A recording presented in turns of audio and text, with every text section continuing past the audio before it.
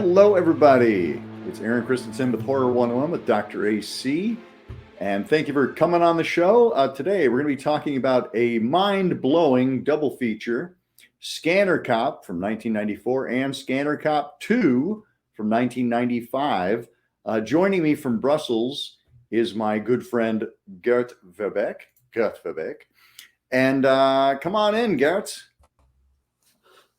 Hello from Brussels. Hi, hello from Chicago. So I should kind of like tell our viewers how we came to be watching Scanner Cop and Scanner Cop 2, because I feel like a little context is needed just so they don't think, hey, their viewing is a little dubious.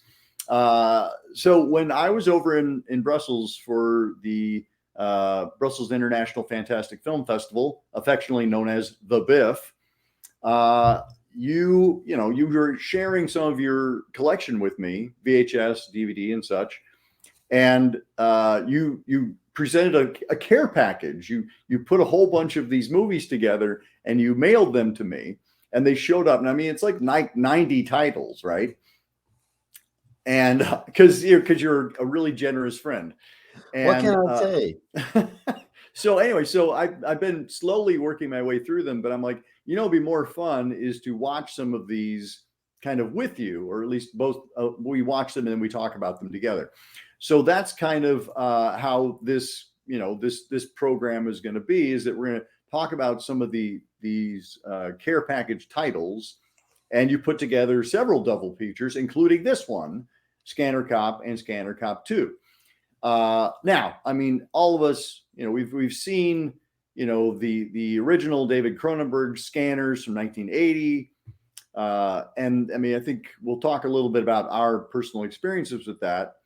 And then I know we've both seen Scanners 2 and Scanners 3, which were the sequels that came along in 1991. So tell us really quick, what was your introduction to Cronenberg's Scanners? Cronenberg Scanners was probably the film that put David Cronenberg on the map for me, together with like Videodrome, because and The Dead Zone. Those three I saw before. I saw The Brood, Rabbit, and Shivers. Yep.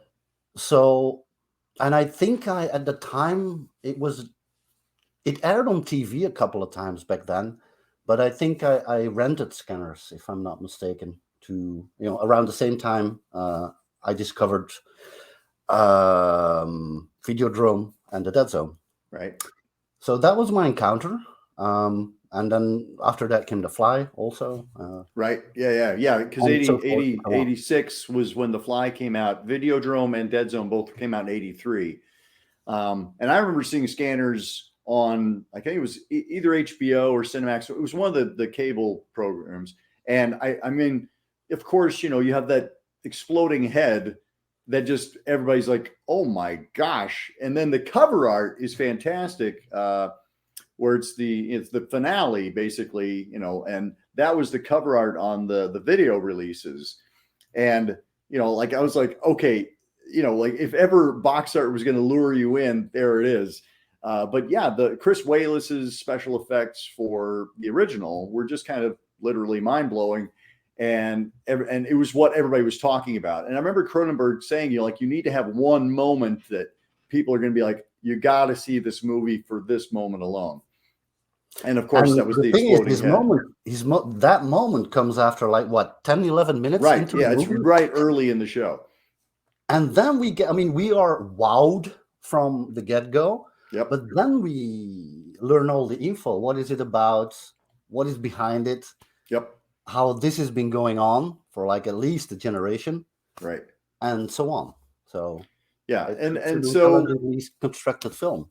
Well, and when the two sequels came out in 1991, somewhere along the line, Cronenberg had signed away the rights to his characters, and so the producer Pierre David, or David probably, is the one who came up with these sequels later in in his career, he's like, hey, I can cash in on this. Cronenberg's big. And so he came out with the sequels in 1991, Scanners 2 and Scanners 3. And then this movie, Scanner Cop, came out in 1994. And that's again produced by Pierre David. And so what was your introduction to Scanner Cop? Because I saw Scanner Cop on the shelf, and I probably passed it by because I was like, well, okay, this is clearly a ripoff. And I wasn't in my completest stage. I didn't realize that Pierre David was actually connected to it. So I just thought, oh, they're ripping it off, but it's like it's part of a continuation of the original story. Yes. Well, for me, it was I discovered these Scanner Cup movies in my youthful days, like late teenage days, because you know we all went to video rental stores, and there they were. Now I've always had a special interest in sequels, whether it be any genre, like Koyaanisqatsi, or I don't know from the top of my head, Richard Godfather 3. No, Richard Linklater's Sunrise trilogy, and then of course we have Scanner Cup 1 and 2. I'm always interested in how the concept gets developed or cashed in or changed, or different directors bring different things to it. Yeah. So at that point, I was already aware that what Pierre David, what he actually did or tried to accomplish, even because we're talking the first Scanner sequel and the third one were kind of like shot back to back. They were released in 1991, I think. Right. And I think what Pierre David did was like he was involved with the first one. He was in sync. He was aware of all the elements that David Cronenberg introduced. And what I discovered in the sequels is they paid attention to all the different elements and they developed them, exploited them, if you will. Yes. Yeah. Everything returns in the later sequels and the ephemeral drug, even the sound score when they're scanning, little paranormal abilities like scanning a computer. Right. It was all in the first Scanners, and they gradually return in all those sequels. And I've also noticed that a lot of the writers and producers who turned writer and all that in the franchise stayed involved. So I think that helps. It helps for sure. Keeping things consistent and giving more of the same. The fans probably liked. For and the special effects obviously are a big part of the appeal on these. And for both the Scanner Cop movies, we have John Carl Buechler handling the effects. Yeah, and they are. I mean, he lives up to his reputation. No? Oh yeah. Heads blow up real good. Veins are popping. And for the second one, which we'll talk about later, but like it takes on goes to a whole other level. Yes, and again, it ties in with things we've seen or hinted at in the first one, like transference of life force and all those kind of things. Now, I must say what Pierre David did is, I think it was kind of like it was ahead of its time. I wouldn't say pioneering, but there's two reasons that he really made a good choice 10 years after the fact. In the 90s, it was all about video sequels. They were profitable. So the timing was right to develop those. The basic setup for Scanner Cop is that we have a child of a scanner, one of the original scanners, and the medication, the ephemeral, is something that they take in order to keep the effects, the symptoms of being a scanner in check. And we start off in a hotel room with a guy and his son, and they've run out of ephemeral, and it's clear that the dad's right on the edge, and the cops break in because there's a disturbance, and the father ends up meeting his demise, and the child is adopted by the police detective who breaks in, and he raises him as his son, and he decides to follow in the family way, and he's going to become a cop as well. So there you go. He's a scanner. He's a cop. It's Scanner Cop. It's basically, again, the two Scanner Cops, actually. Like a revenge motif is always present there. Right, sure. Because in the first one, we have Richard Lynch's character. Yes, absolutely. And well, now we're talking about the casting, because I wanted to add about the ephemeral also. Mm-hmm. What the first film established is, well, the irony of the drug is that what keeps them in check now was initially the side effect that created them, and I mean, it's well thought out in that sense. I agree. When we talk about the casting, what do you think about it? Because for, let's say, this type of movie, I think they made some genius choices there with the villains. The first one has Richard Lynch. The second one has Patrick Kilpatrick. Right. Now, if you really want a typical B-movie villain that can play it over the top, I mean, those two guys, they're well cast. Yeah, agreed. What they tried to do is, like, let's get a couple of more names in there. The first one has Brian James. Right. The second one has Robert Forster. Yes. So that's a bonus, even though in the first film, Brian James is like... Yeah, tiny little 1 minute cameo. He walks through a hallway. He doesn't even get a close-up. No.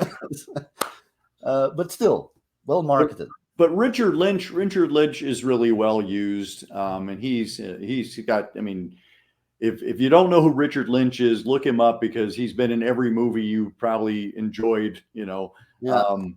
But yeah, I think Daniel Quinn is our main character. He's a Scanner Cop in both of them. I hadn't really seen him, prior. I wasn't familiar with his work, and he does fine. I mean, part of the whole deal with any of these scanner movies is that you're going to have, actors who are, making faces at each other, and that's pretty much the whole thing. It's like a lot of eyebrow raising, and looking like you're constipated. I mean, that's part of that. If you're going to be a scanner, that's what you have to do. So I rewatched the Scanner Cup movies, and then with a friend also the original Scanner, to just really where are we coming from. And even for the original, I mean, we were like having a discussion afterwards, and he said to me, like, how would the casting go? It's like, no, you're not going to have any dialogue. Just give me your silliest, most agonizing faces and keep quiet, and we'll see if you get the part. Yeah, exactly. That's wonderful. Well, and if you're being scanned, then of course you have to be like, ooh, and if you're scanning, you have to. So it's there's a lot of variety that's explored. And I must say, in the first film, it works effectively. You can actually take it seriously. And I think as of the third Scanners movie, what was it, The Takeover or something? Yeah. Where it's the two. You can sense they're trying to go a bit more pulpy, horror, comic book feel. Yeah. With, the villainous is, spewing one-liners. And they kind of, that feel got, transported to the Scanner Cup feelings. Sure. They're kind of comical. I mean, comic book feel. And again, it was kind of in sync with the 90s, because like Darkman had its sequels, and they were very comic book feel like. Yep. And in that sense, I think I remember what I wanted to say about Pierre David, that he was kind of ahead of the game, because if you compare this to what's going now with the superhero multiverse films, the Conjuring films with the spin-offs, he developed this like at least 4 Scanner movies. 2 of them are spin-offs. So all in the course of like from 91 to 95. Yeah, 15 years of creating this little like scanner verse before it became a big budget thing. I mean, 20. So that's not bad. Anyway, back to the Scanner Cups. Yeah, cool. Well, and I mean, I think you do kind of touch on a good point, because they're not just like direct sequels. It's not like the Planet of the Apes movies where it's following a sequence. Like they really do kind of is like, this could happen over here, this could happen over here. I think what makes a universe is that there's crossover. You see a character from here show up over here, and and we don't have that necessarily. Well, we don't have characters that are carried over. I know it's been 10 years, so they didn't have any of the original cast, but they mention it, they reference it to events from the first film. And I mean, they had 10 years to think it out, and I think it shows that they made an effort to think it out. Agreed. I mean, it's more of an effort than some of like the Hammer and Universal franchises, where you're like, did you even watch along the way? Like, did you even watch the movie before you wrote it? Yeah. But anyway, so like some of the again, the special effects are a highlight. The concept is, Richard Lynch he's not a scanner. He's just somebody who's interested in mind control. He was a neurosurgeon who went off his rockers. Right. And then probably got institutionalized, and he escaped because he's got his female partner in crime there. Yes. Picking up from the street, the victims that Richard Lynch will eventually convert. Right. Like with mind control. Well, he uses them kind of like a Manchurian Candidate type of thing, where he programs them to become his assassins. And he sends them out again. Yep. For his own personal revenge motif. Yep. Should we say this? Because there's no. Yeah, sure. I mean, we can throw the spoiler up. Button. Yeah, but yeah. So the premise is that the guy who adopted our scanner cop, Sam, that he had been the one who took in Richard Lynch's character. Like, he captured him and also wounded him and gave him, like, he had to have a steel plate in his head from it. Well, yeah, Richard Lynch had a beef with Daniel Quinn's character's father, right? And that's it in that film. Now that you mention the trauma that he caused Richard Lynch's character, the ending of the film. Yes, I mean, they went out of their way to show, a special kind of practical effects way. I mean, because here's the thing, like we've seen the exploding head, right? We even see that, it's like we're used to it. That's why we come to the scanner movies, that we want to see somebody's head blow up. But what we're expecting to see Richard Lynch, have his head exploded. Instead, he has his steel plate, burned off and then shot off to the side. Of like, okay, they amp things up a little bit. Yeah, they found different ways in all those movies, in the two Scanner Cup movies at least, also different ways to what else can we do in terms of a creative death scene, right? And we do get a head explosion in every single film, at least, because it's a given. They need to do that. And what happened to Richard Lynch in the end? The combination of practical effects was like, that's worthy of a rewind. Like, what techniques did they? So there's stop motion. There's practical puppetry. Exploding. It delivers in terms of what horror audiences would want. I agree. Like when you're talking about like the fourth film in a franchise here, you're like, okay, you expect some diminishing returns, but making him a cop actually helps. Like you're like, okay, he's not just a guy wandering around being a scanner. Like, this serves him as a law enforcement officer, but he also, like, when he's trying to scan like people and get information from them, it's painful for them. So it's like, there's a, like, do the ends justify the means? Like, do we have the right to traumatize this victim further so that we can capture the crook? Indeed, it's like, there's interesting developments, changes to the concept. You could almost take them as serious as what all Cronenberg established in the first film, although they're a bit more pulpy horror, the packaging. Also, in terms of developments, in the first film, the ephemeral drug was a liquid that you had to, inject with a syringe.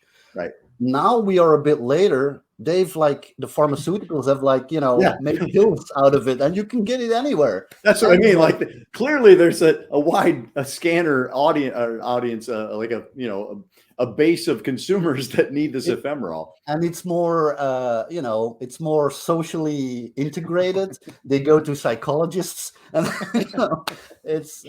Again, they had 10 years to develop to think about, what would happen in 10 years, and they came up with some entertaining stuff, I would say.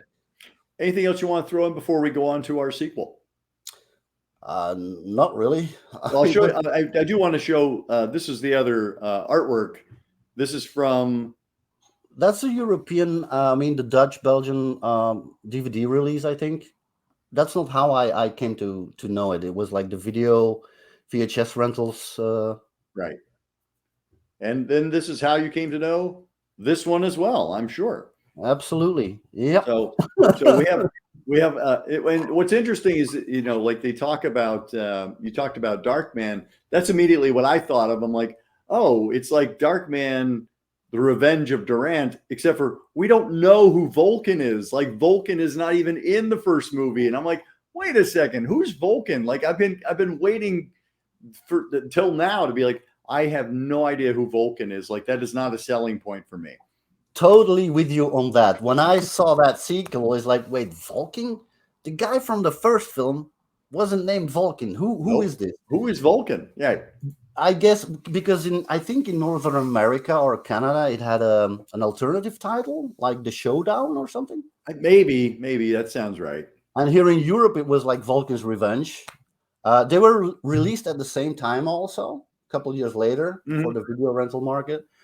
And I mean, if you watch the movie, okay, you can understand because it makes sense. Revenge, you know, the first one had a revenge motif, the second one also, and you can tell why Vulcan has a revenge streak. But didn't you go like, wait a minute, was Richard Lynch's character named Vulcan? Because that's the only. That's what I said. Like the first film didn't have Vulcan.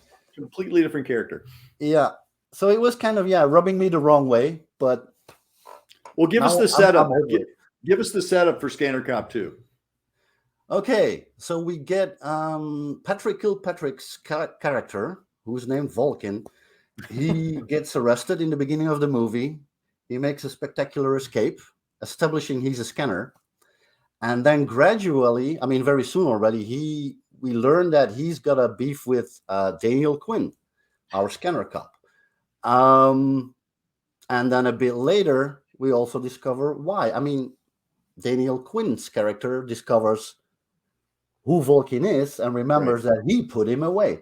Right. So in a way, it's kind of like it's just like the first father. Yep. Is now happening to him. Yep. And then it basically is just a cat and mouse game throughout the whole movie that leads to a showdown in the end between the two characters. Well, and I don't think it's much of a spoiler, but like what we see and what you referred to is that the theme at the end of the first Scanners movie is that he basically, you know, like they have their scanner showdown and one of them just gets burned to a crisp and the other one kind of takes on that personality, the two brothers. And what Vulcan is doing is he's tracking down all of the remaining scanners and he's basically burning them to a crisp and absorbing their power because that makes him a more powerful scanner. It's a life force thing or something. Yeah, exactly. So that's the idea. Like he's trying, and I like how they like took a real moment for Daniel Quinn to be like, so what you're telling me is that Vulcan is like a vampire. And I'm like, yes. And so that's what Vulcan is doing, is that he's looking to take on as much power as he can so that he can face Sam and be able to beat him in a scanner battle. Yes, because he's really got a thing out for him. I mean, if this is a spoiler, it doesn't really matter anyway. I'll throw it up there. He goes so far to even track down Daniel Quinn's mother, right? Who Daniel Quinn, his character, is looking for her his whole life, and Vulcan finds her first, and then you'll have to watch the movie what happens. Right. Well, also, I mean, the reason why Vulcan is so mad and why he's looking for his revenge is that when Daniel Quinn, captures him, he scans him and forces him to shoot his own brother. The two of them are committing a home invasion. Yes, which we even get to see in flashbacks. I mean, flashback. Yeah. Again, there's they took the effort to film it, and by that I will also add that they took an effort to make a new film every time. It's not like they reused footage or That's true. Like Roger Corman in the good old days or Charles Band is still doing now. No, they made an effort to come up with 4 completely new films. Yeah, agreed. And I mean, again, John Carl Buechler's handling the effects. The effects are, again, we have when he's doing his meltdown, basically, as he's kind of like scanning them, like it's a prolonged thing. Now, I will say, I think we see just a few too many of them. It gets a little repetitive.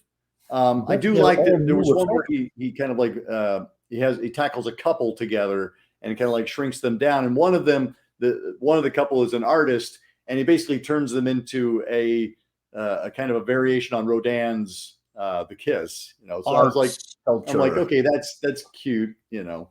And he even has a one-liner yes. to reply before he leaves the room. That's what I mean. Like, it's become a bit more comical, and I think they were aware of it because, I mean, sequels got that way. Well, yeah, for sure. In the 90s, it was all about, I mean, Freddie was one-lining. Freddie did it. Yes, and about the effects, Scanner Cop 2 might have overdone it a bit in terms of showcasing a lot of John Carl Buechler's, skills. But on the other hand, I mean, at some point you might say, like, what, again?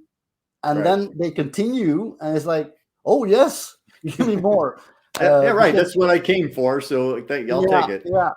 And also they were inventive again with, like, trying to at least add some different things, like with the projection of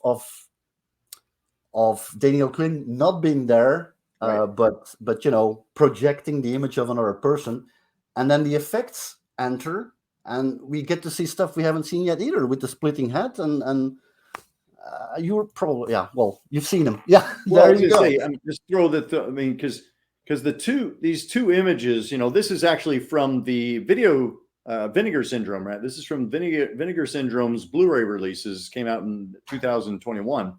But the first image on the left is our Scanner Cop movie. That's in the opening 10 minutes. That's how the movie starts. And then this is from the climax of Scanner Cop 2, where you have the heads kind of splitting apart. Yeah. What I like about these new releases is, like, back in the day when videos were on the rental shelves, often the cover art just lied to you. Right. There's stuff on there that's not in the movie or exaggerated.